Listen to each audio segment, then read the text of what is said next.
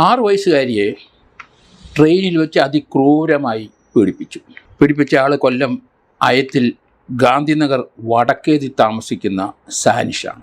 46 വയസ്സ് പ്രായമുണ്ട്. 6 വയസ്സുകാരി മുത്തച്ഛനും അവർ തെങ്കാശിക്കാരാണ്.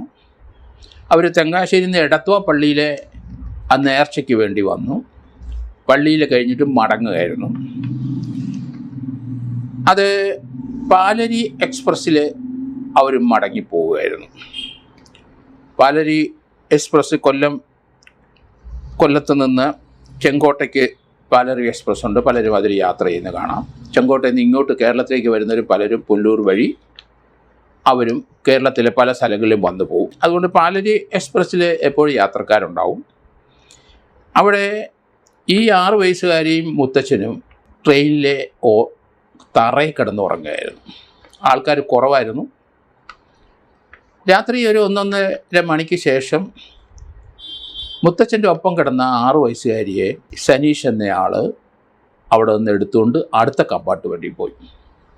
അടുത്ത കമ്പാർട്ട്മെൻറ്റിൽ പോയിരുന്നിട്ട് സീറ്റിലിരുന്ന് കുട്ടിയെ അതിക്രൂരമായി പീഡിപ്പിക്കുന്നത്, കുട്ടി നല്ല ഉറക്കമായിരുന്നു, അതിക്രൂരമായി പീഡിപ്പിക്കുന്ന തൊട്ടടുത്ത് ഉള്ള ഒരു സീറ്റിലിരുന്ന സ്ത്രീ ഇത് കണ്ടു. അവർ മൊബൈൽ ഫോണിൽ ഈ പീഡനിക്കുന്ന സംഭവം റെക്കോർഡ് ചെയ്തു.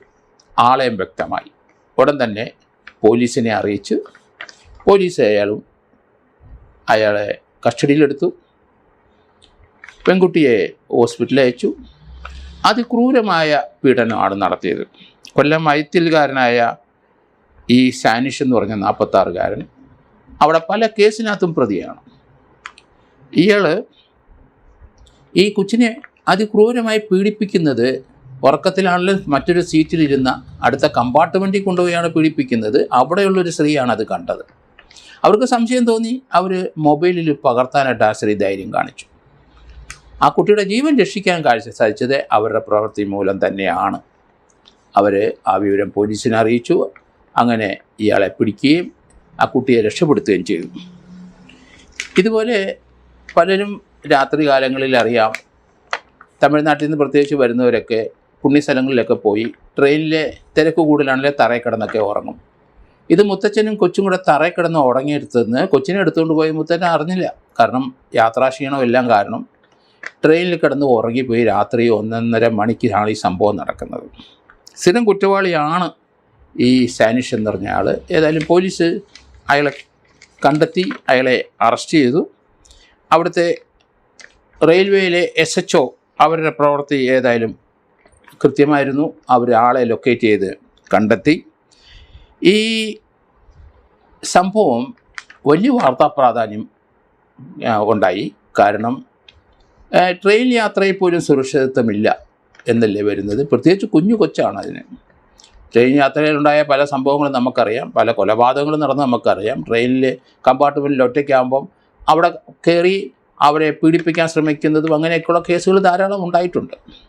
പക്ഷേ മുത്തച്ഛൻ്റെ ഒപ്പം കൂടെ കിടന്ന ഒരു കൊച്ചിനെ അവിടെ നിന്ന് എടുത്ത് മറ്റൊരു കമ്പാർട്ട്മെൻറ്റിൽ കൊണ്ടുപോകാൻ ധൈര്യം കാണിച്ച ക്രിമിനലാണ് അവനെ.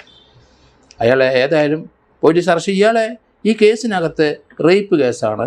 ഒരു 20 വർഷത്തെ ശിക്ഷയെങ്കിലും കൊടുത്ത് ഇങ്ങനെയുള്ളവന്മാരെ ഇനി പുറത്തേക്ക് വിടരുത്. അയാൾ 2-3 കേസിനകത്ത് പ്രതിയാണ്. ഈ രീതിയിലുള്ള കേസായിരിക്കാം എന്നാണ് ഞാൻ കരുതുന്നത്. അയാളെ ക്രിമിനലാണ് എന്ന് കൊല്ലം പോലീസിൻ്റെ അന്വേഷണത്തിൽ മനസ്സിലായിട്ടുണ്ട്. അതുകൊണ്ട് പുല്ലൂർ ഈ സംഭവം എല്ലാവർക്കും ഒരു പാഠമാകട്ടെ. നമ്മൾ ശ്രദ്ധിക്കണം. രാത്രിയിലും പകലുമൊക്കെ ട്രെയിനിൽ യാത്ര ചെയ്യുമ്പോൾ നല്ല തിരക്കുണ്ടാവും. ഇങ്ങനെയുള്ള സന്ദർഭത്തിലാണ് ഇതുപോലുള്ള ക്രിമിനലുകൾ കുട്ടികളെയും സ്ത്രീകളെയൊക്കെ പീഡിപ്പിക്കാൻ ശ്രമിക്കുന്നത്. അതൊക്കെ അപ്പോൾ തന്നെ അത് കാണുന്നവർ അത് ഇടപെട്ടിട്ട് അപ്പോൾ തന്നെ അയാളെ അറസ്റ്റ് ചെയ്യിപ്പിക്കുകയോ അല്ലെങ്കിൽ അതിനകത്ത് ഇൻ്റർവ്യൂ ചെയ്യുന്നത്. ഇതുപോലെയുള്ള ആൾക്കാർക്കാണ് റിവാർഡ് പോലീസ് കൊടുക്കേണ്ടത്. ആ സ്ത്രീയുടെ ആ രാത്രിയിൽ അവർ ഒറ്റയ്ക്ക് യാത്ര ചെയ്താണോ എനിക്കറിയില്ല. ആ സന്ദർഭത്തിൽ അവർക്ക് ആ പരിസരത്തെപ്പറ്റി നല്ല ബോധമുണ്ടായി. അവിഹിതമായ ചില കാര്യങ്ങൾ നടക്കുന്നതിൽ അവർക്ക് തോന്നി. അവരതിൻ്റെ മൊബൈലിൽ അവർ അത് ഷൂട്ട് ചെയ്തെടുക്കുകയും പോലീസിനെ അറിയിക്കുകയും ചെയ്ത് ഒരു രാജ്യത്തിനോടുള്ള കടപ്പാടും കടമയും അവർ നിർവഹിച്ചു എന്നാണ് ഇതിൽ നിന്ന് മനസ്സിലാകുന്നത്.